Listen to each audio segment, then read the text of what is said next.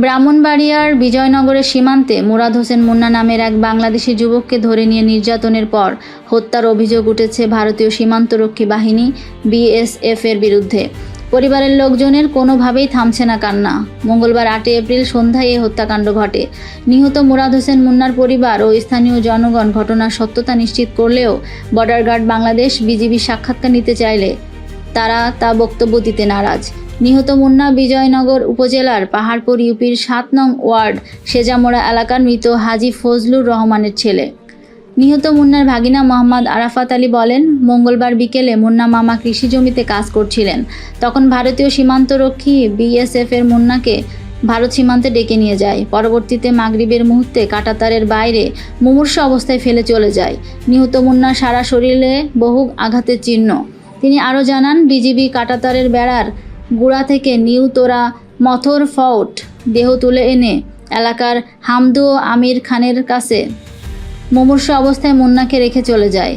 পরিবারের দাবি, বিজিবির কাছে তারা সাহায্য চাইলে তারা কোনো প্রকার সাহায্য করেনি। নিহত মুন্নার ১২ বছরের প্রতিবন্ধী একটি ছেলে ও ৪ বছরের একটি মেয়ে রয়েছে। পরিবারের লোকজন দ্রুত তাকে ব্রাহ্মণবাড়িয়া সদর হাসপাতালে নিয়ে গেলে কর্তব্যরত চিকিৎসক তাকে মৃত বলে ঘোষণা করেন। লাশ বর্তমানে ব্রাহ্মণবাড়িয়া সদর হাসপাতালে পোস্টমর্টেম শেষে বাড়িতে নিয়ে আসার প্রক্রিয়াধীন। এদিকে মুকুন্দপুর বিজিবি ক্যাম্পের কমান্ডার জামাল উদ্দিন এ বিষয়ে কোনো কথা বলতে রাজি হয়নি। এ ব্যাপারে ২৫ বিজিবি সরাইল কোম্পানি কমান্ডারের সাথে বারবার ফোন করলেও তিনি ফোন রিসিভ করেননি।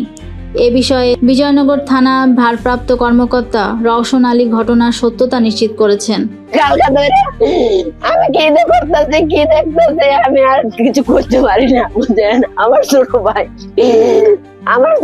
আমি আর কি করবো? আপনার সরকারের কাছে আমার এটা আবেদন, আমার ভাইয়ের হত্যার বিচার চাই। আমি যে আমাদের বিজেপির কোনো আমি সাহায্য পাইছি না এই পর্যন্ত, আমি তাদের কাছে অফিসার চাই। আমি যে ফোন দিলাম, আমি যে খবর পাঠাইলাম, এই পর্যন্ত ওরা আমার কাছে এসে কোনো কথা।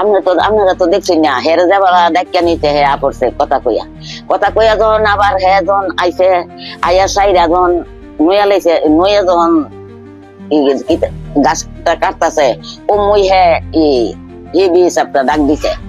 ডাক দিছে পরে কিসের মুসলমান হিসাবটা জানে, এইটা বলে আড্ডা বলে ইটা করতেছে। কোন হেরার লাইন তো লাইনের থেকে ইটা করতেছে, কোন তো হের দুধ দিতাম না, গেছে পুরো হের আত্রি মুর্শাদা বেঙ্গালেছে।